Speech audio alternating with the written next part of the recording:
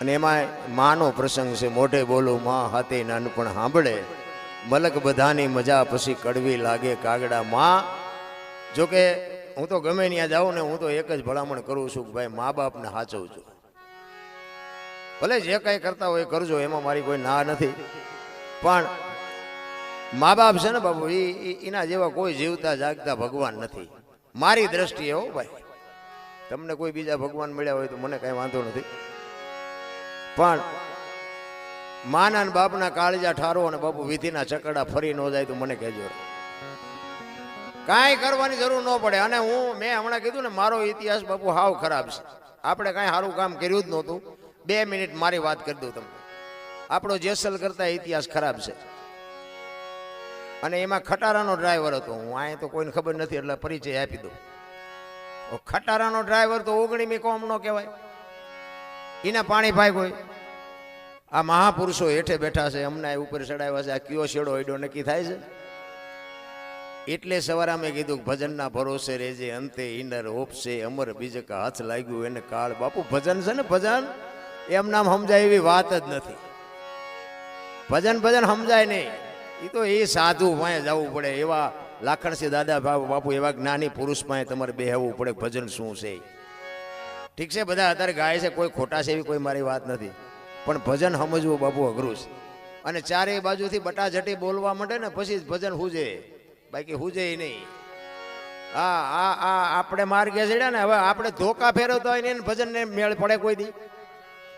પણ કોઈ ધણી નો થયો ને, આપણા હતા ને માર્ગ મૂકી દેના પહેરેલા હગા નો થાય, ધરતી જેથી માકારા કરે ને તેદી બાપુ આ સાધુ આંગળી પકડે તેદી જ આ તમને માર્ગ જડે. બાકી હેલી વાત નથી રામ.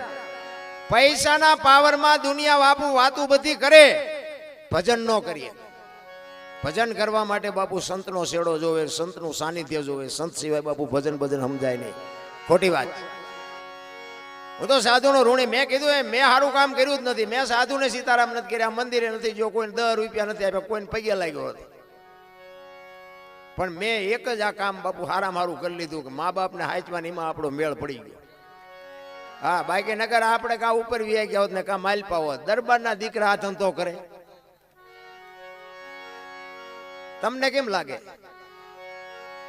અને આવા ફરી બાપુ જેવા બાપુ મહાપુરુષો જ્યારે આપણે ભેગા બેહીએ, અમારા ફોનથી બાપુ આપણે અહીંયા હાજરી પુરાવે, કેવડી મોટી વાત કહેવાય. આ માના કંઈક એવા અમારે રોણાનું બંધ હશે કે એની પાસે અમને 2 શબ્દો બોલવાનો મોકો મળ્યો. આ મારે અમારું કંઈક પૂરવનું નાતું ખાતું બાકી છે.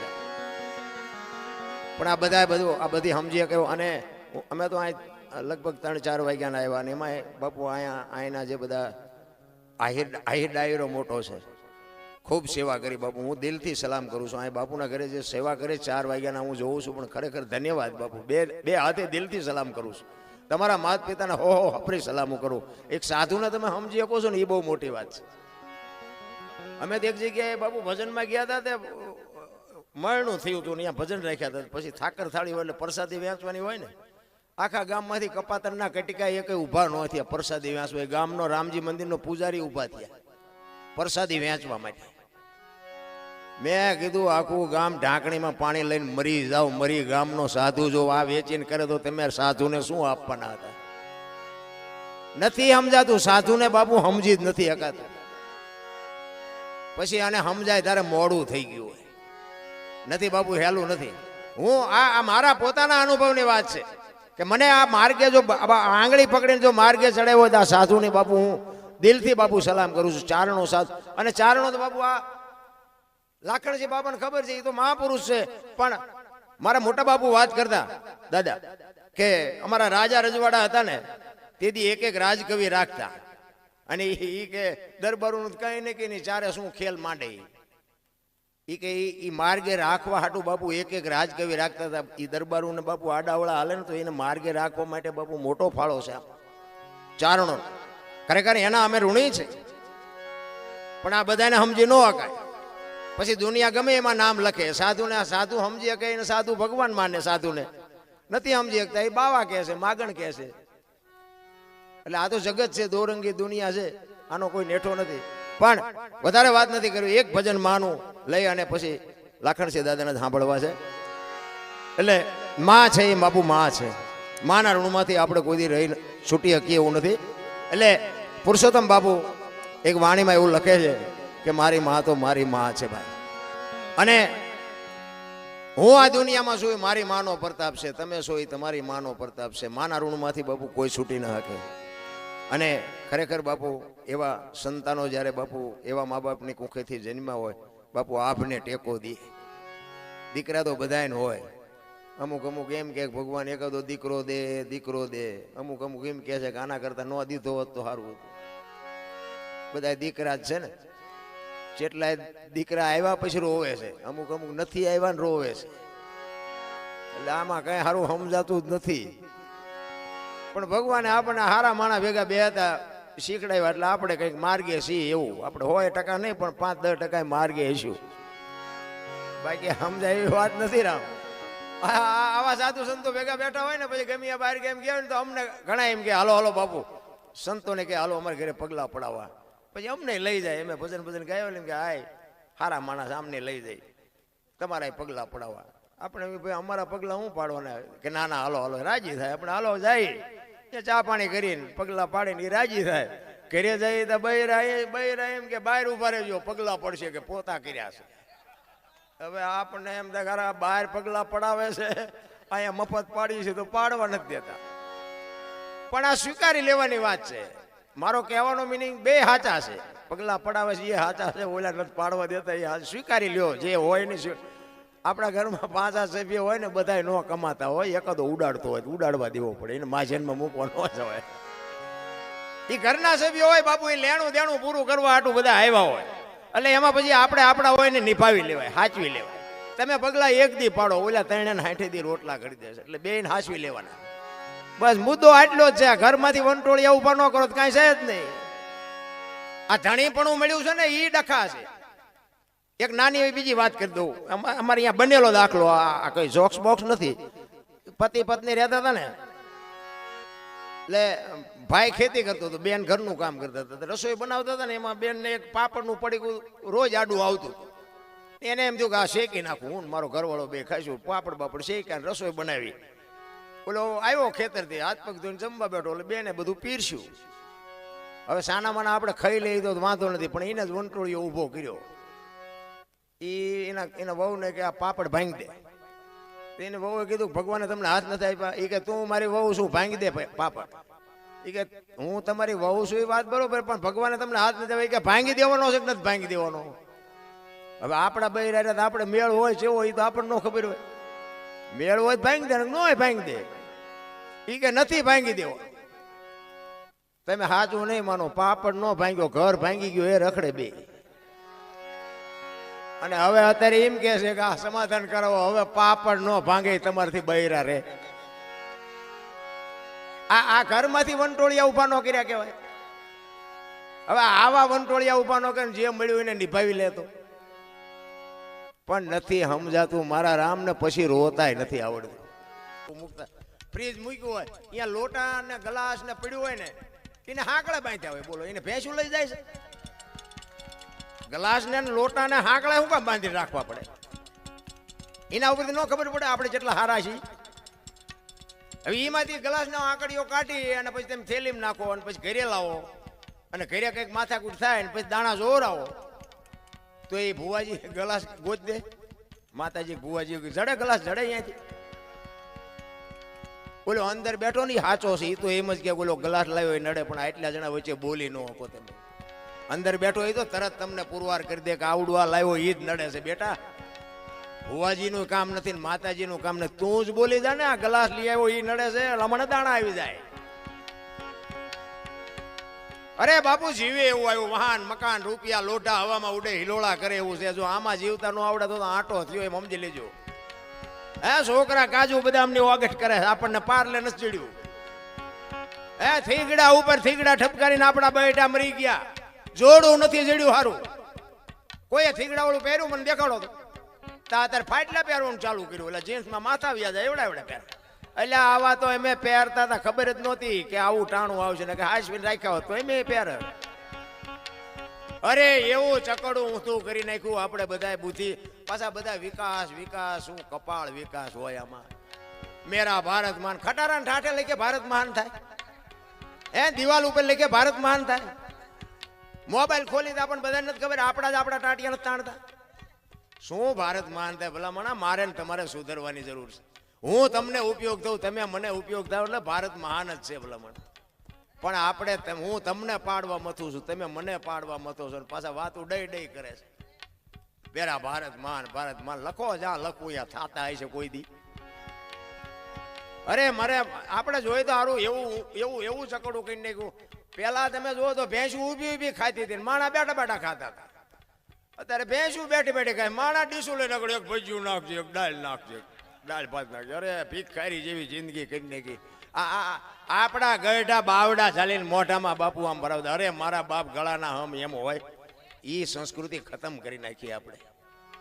ચોખ્ખું ઘી બજારમાં નથી ખપતું, દારૂના પીપળા બાવળિયામાં ખપી જાય. જોવો તો ખરા આપણે ઊંધું કર્યું.